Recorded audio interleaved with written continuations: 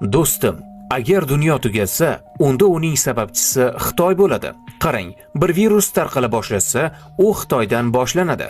Bu shunchaki tasodifdek tuyulyaptimi? Yo'q, buning ortida butun boshli statistika yotibdi.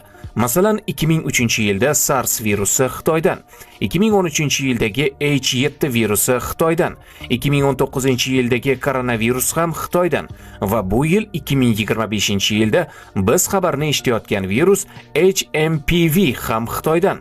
Endi siz nima uchun aynan Xitoy deyishingiz mumkin? Bu yerga qarang. Hasharotlar, ko'rshapalaklar, ilonlar, chayonlar, qushlar, sichqonlar va nima bo'lsa hammasi ularning taomnomasiga kiritilgan. Hattoki ularning ba'zilari milliy taomlar ro'yxatidan joy olgan. Xitoydan chiqqan ko'plab kasalliklarning vaksinasi haligacha topilmagan. HMPV ning birinchi izlari 2001-yilda aniqlangan, lekin 20 yil davomida olib borilgan tadqiqotlardan keyin ham uning vaksinasini yarata olishmadi.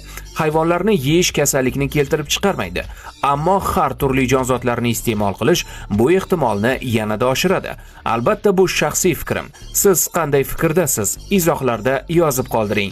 Like bosib, obuna bo'lib qo'yishni unutmang.